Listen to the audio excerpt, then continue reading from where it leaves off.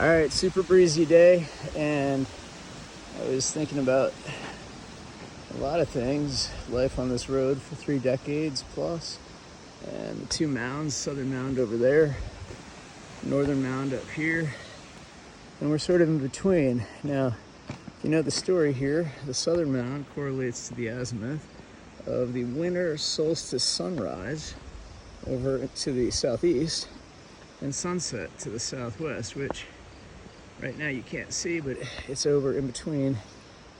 Well, it's the wind gap just south of Camel's Hump. So that's the south mound. North mound here, the car coming, is basically, fix your rope, good.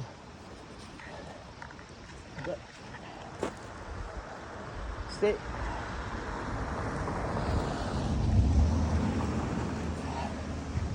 All right, so that's my neighbor. But basically right here is the equinox. And where the equinox comes up over the eastern sunrise of the Worcesters, kind of a line straight up right here, and comes across our property. Now it does shift across. I think that's more of just like a center point, because it's not necessarily always right there. Sometimes it's like right there or right there. So it's very much a clockworks.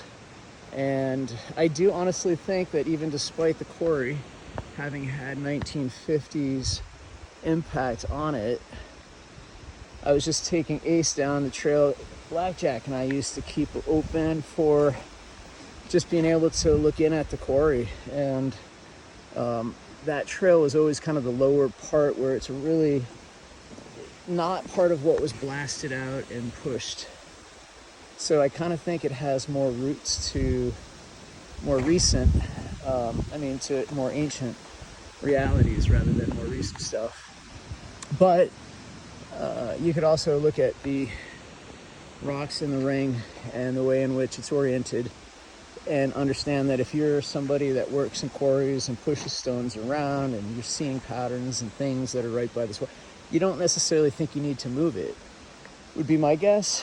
And a lot of this stuff seems like it kept its orientation, whether that was because there were people that were in a Masonic order and secret societies that were protecting things while also disguising things, I think is very valid and plausible at this point, because I'm seeing it here personally. But I'm not trying to suggest that's what actually happened. It's a theory. And it's also one of the reasons why way back in the day, I thought that when we found 1700s plateware and glass, single pane glass, and various pieces from this site and here, that's when I thought, 1700s is significant enough to shut down our farm plan and do some things. I didn't really think it would take us back this far. Just 100%. I had people thinking I was creating stuff to try to stop other people's developments of world heritage, potential archaeological history, but I couldn't. There's a whole group of people that just wanted to normalize that. So it, regardless, had nothing to do with it.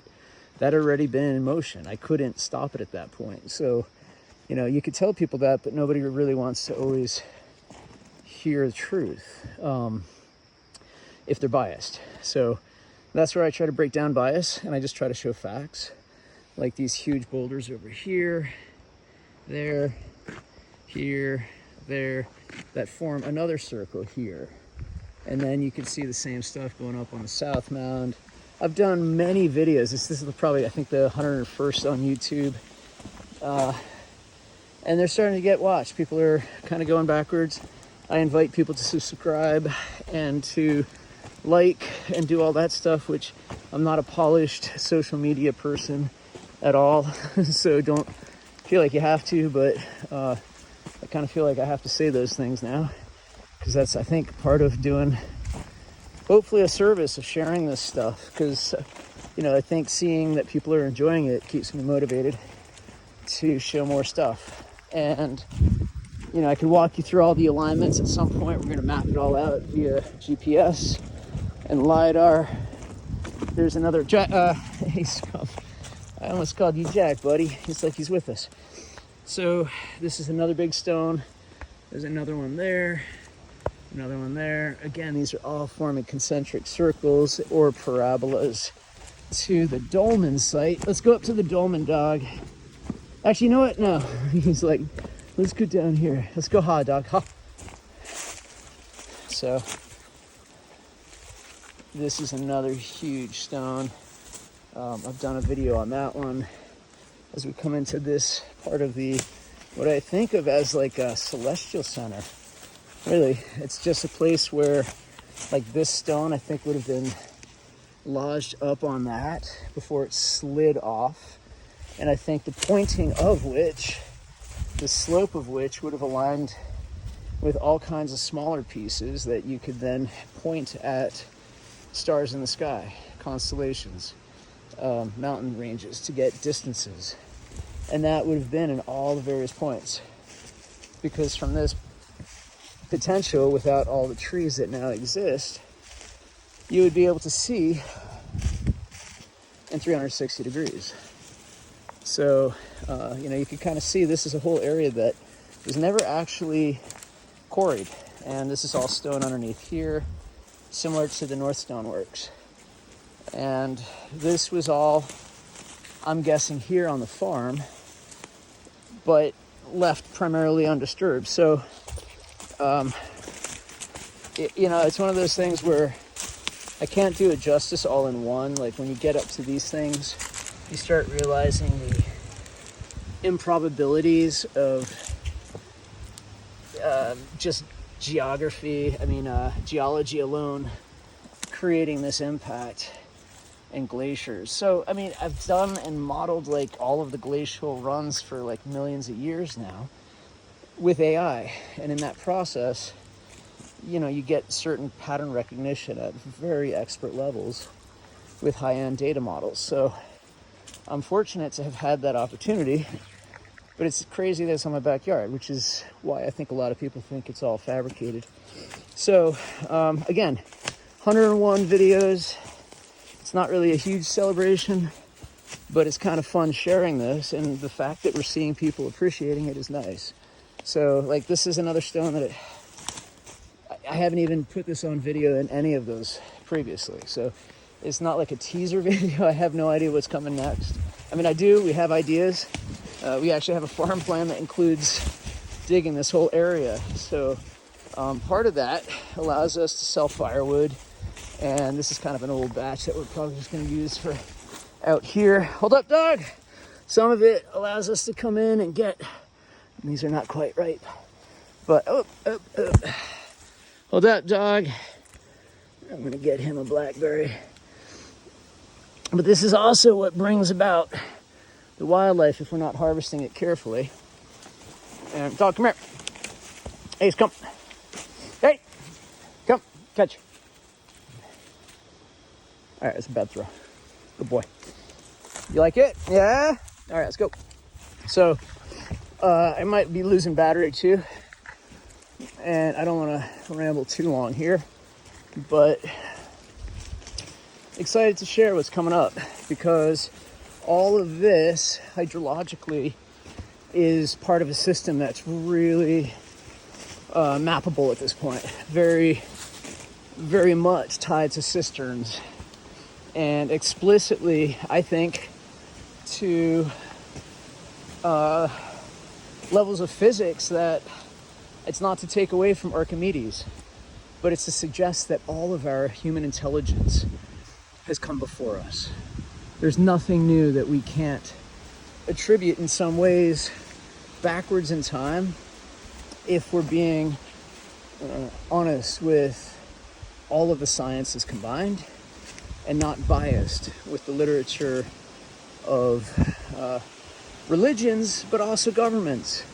And so that's one of the problems that, some people don't want us speaking out about dissent with any existing systems. But, we have a lot of archaeology to do. We have a lot of telling of a story of world heritage to do that involves our ancient past. I'm not going to sit back, dog, come, and let other people dictate what that should look like. just because they want it to reconcile with a narrative that isn't science. And I'm very faith-based in the sense that all the religions that exist in this world that make people better for their person, for their individual, in the context of society and their family, their communities, I'm for it. It's not like what we should be anti that. And that's the only thing I try to preach. It's, dare I say, tolerance without sounding cliche. But that's born again paganism. It's not trying to convince everybody to be something they're not.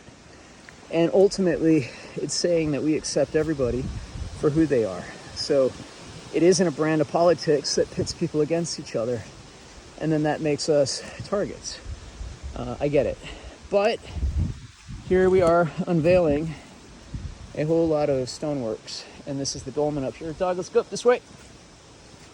Good boy. That was a good blackberry.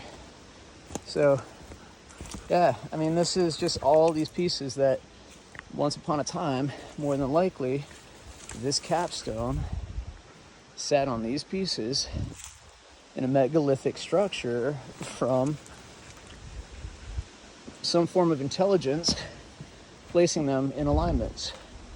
If I had to guess, the reason why stone dolmens were such a thing was because maybe warmth in a glacial period where the rocks would absorb the heat. I could definitely see that. But I also think at one point we were being barraged with celestial debris when we had a lower magneto or geomagnetic force field to effectively stop the smaller pieces of debris from entering and, you know, maybe stopping short of cataclysm, but still, if you're sleeping in your house with a straw roof and a wooden frame, you're going to get dead pretty fast from an asteroid the size of a car landing on you. So if you had a big buffer, like a huge rock, in an area where you'd be prone to have stuff falling more, like, that would be good protection, especially if your job here was like as sentry of a global network of observation, because humans were actually working together because they actually saw just how catastrophic things get, which many people today can't even imagine. But also, if you say that, it seems doom and gloom and, oh, look, it's a cult. But is the cult of ignorance any better? Is the idea of trying to pretend these things never happened something that defends some books that make people feel good about themselves because of religion or governmental power structures? That's the bigger question. And I think everybody has to answer that for themselves. But it's not to say that you got to throw the thing that works and makes people better for believing in. And that very well includes atheism, if that's what somebody needs. You know, there's all sorts of belief structures, but, you know, we live in a place where we're allowed to actually share all of those spaces with each other. And that's actually what freedom and sovereignty is about, fundamentally. And I think in that light, all right, dog, let's go. I guess I will drop off the sermon front because we do want to get all this wood chopped up. And we've got pretty much all the inventory accounted for.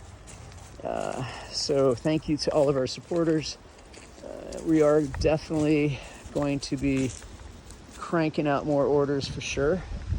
But not until everybody is happy with winter warmth provided from the North Meadow. The North Mound. I hope everybody's doing well, and I appreciate everybody watching as much as you have. Whether it's the shorts or the longs, you know who you are, and you are here checking it out with me, and I hope I was able to do it justice in a way that makes it feel like you're part of the beginning of something really, I think, special that our humanity is going to be better for understanding, not because of possessions and property ownership laws or crazy things about how we think of ourselves as humans in this world, but literally because it's the kind of knowledge that will keep us from being killed in the future from catastrophic stuff. Like, these are the things, like, maybe that matter more than getting baked with, like, bias and personal belief structures. Not to be glib, but at a certain point, you know, you got to call it what it is. Either you put up or you shut up. And there goes a beautiful red leaf dropping to the ground. It is fall, my friends. Peace and blessings to everybody.